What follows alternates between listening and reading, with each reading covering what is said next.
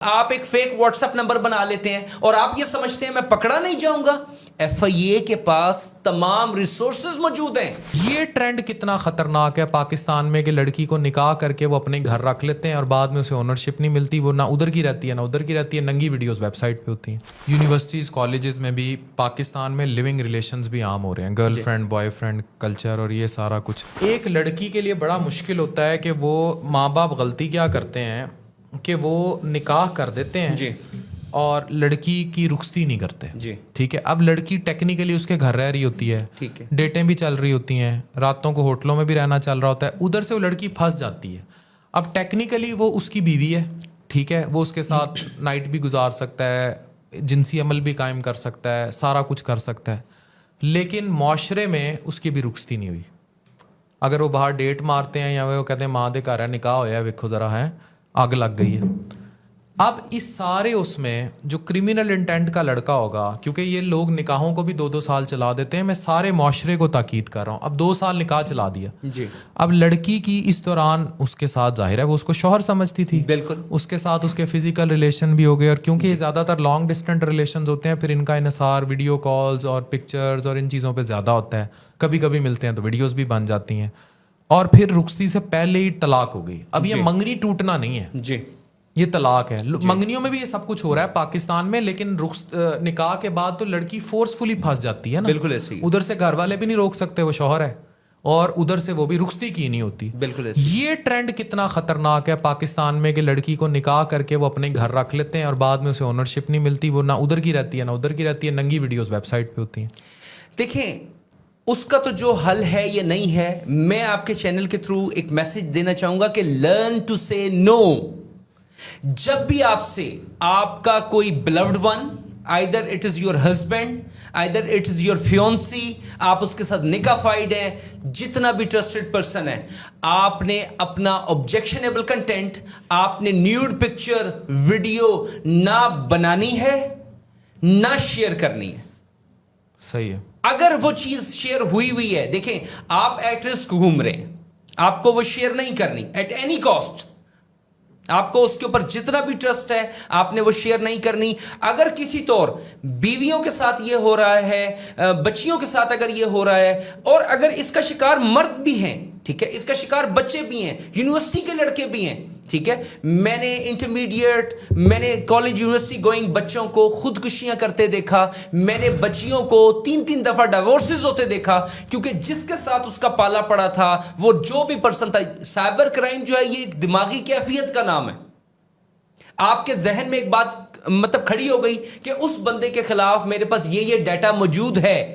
اب اکثر یہ بھی ہو رہا ہے کہ ڈیٹا صرف اس حد تک موجود تھا کہ کوئی کافی پی لی تھی, کوئی آپ نے چائے پی لی تھی اکٹھے, کوئی کھانا کھا لیا تھا, اس کے بعد فیک اینڈ ایڈیٹڈ ڈیٹا جو ہے وہ شیئر کر دیا جاتا ہے اس کے ساتھ, اور اس کو رنگ دے دیا جاتا ہے معاشرے میں کہ ان کے so and so physical relation تھے. اس کا شکار وہ وکٹم ہوتا ہے, اس کا شکار وہ وکٹم لڑکی ہوتی ہے, جس کے کنسیکوینسز اس کو پوری زندگی جو ہیں بھگتنے پڑتے ہیں.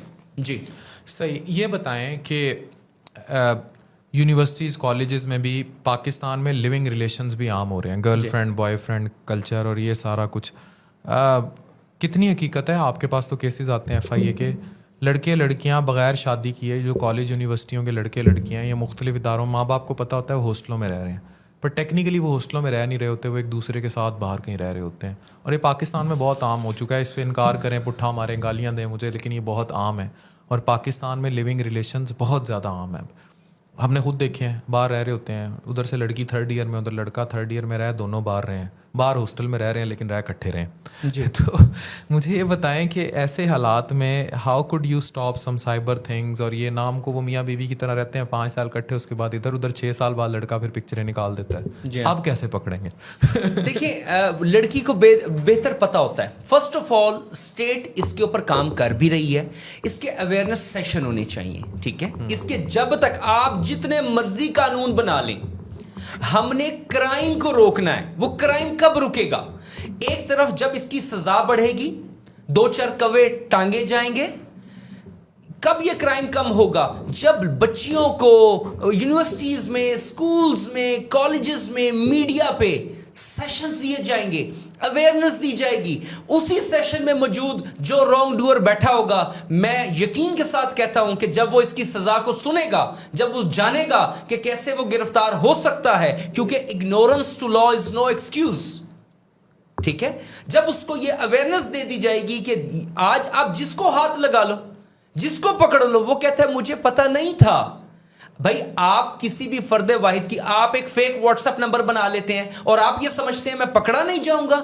एफआईए के पास तमाम रिसोर्सेज मौजूद हैं, फेसबुक का डाटा आ जाता है. यहां नंदों ने भाभियों का डाटा, भाभियों ने नंदों का डाटा शेयर और वायरल किया, जस्ट उनको बुरा साबित करने के लिए कि जी इनकी तो 100 एंड 100 चैट्स अवेलेबल है इनके लैपटॉप में. उसको शेयर और वायरल कर दिया और आराम से ही बैठी रही. जब वो मैटर इन्वेस्टिगेट हुए, जब इंक्वायर किया गया एफआईए की तरफ से, तो पता चला घर का ही बंदा उस डाटे को फेक आइडेंटिटी से शेयर कर रहा है. एक तो बनाने वाले के लिए सजा है ना जी, लीक करने वाले के लिए देखें, बिल्कुल. इसमें एक होता है बनाने वाला, एक होता है जैसे मेरी सपोज जी किसी खातून के साथ चैट है, उसने मुझे पिक्चर्स भेजी हुई हैं, मैंने उसे भेजी हुई हैं. अब ये मैटर जब तक ओपन नहीं हुआ है, बाय लॉ नहीं है, उसके मेरा एक आपसी रिलेशन चल रहा है. लेकिन अगर कोई थर्ड पर्सन 100 एंड 100 बीवी है उस बंदे की जो पकड़ लेती है, अभी बच्ची के साथ लगा हुआ है, या शौहर पकड़ लेता है या कोई भी, और वो डाटा लीक कर देती जी है. बिल्कुल. अभी आमिर लियाकत के केस में भी यही बात होती है. लीक करने वाले की क्या सजा है? देखिए जी, बात यह है कि अगर आपके मोबाइल में, पहली बात यह है कि आपने अपना ऑब्जेक्शनेबल कंटेंट अपने मोबाइल में बनाना नहीं है. आपने बना लिया, किसी को शेयर नहीं करना. अब अगर ये जो है ये इट इज एज इन किसी का ऑब्जेक्शनेबल डाटा आपने मांगा, आपके पास है, वो डाटा शेयर और वायरल हो रहा है, वो ऑब्जेक्शनेबल डाटा जो है it is as equivalent to an atom bomb. चूंकि उस बंदे ने, उस विक्टिम ने वो डाटा आपको भेजा था, वो डाटा आपने बनाया था. You are held responsible for that. बनाया सजा उसी को मिलेगी. जी बिल्कुल. नहीं, वो जिसने शेयर किया, अब वो बताएगा कि जी मैंने शेयर नहीं किया, फिर वो बताएगा यू वर द कस्टोडियन. क्यों? आप एक एटम बम लेके घूम रहे थे ना, आपने वो डाटा लिया था, आपने वो डाटा स्क्रीन रिकॉर्ड किया था, आपने उस डाटे को अपने पास महफूज रखा था. वो डाटा कैसे चला गया? ऐसे कैसे जा सकता है डाटा? लीक करने वाले को सजा है कि बिल्कुल सजा है. अगर वो कनेक्ट होता है उसके साथ कि इस व्हाट्सएप नंबर से, इस आइडेंटिटी से वो डाटा शेयर हुआ है, वायरल हुआ है, तो जो उसका यूजर है वो बिल्कुल उसको करार वाकई सजा ऑनरेबल कोर्ट से जो है वो दी जाएगी.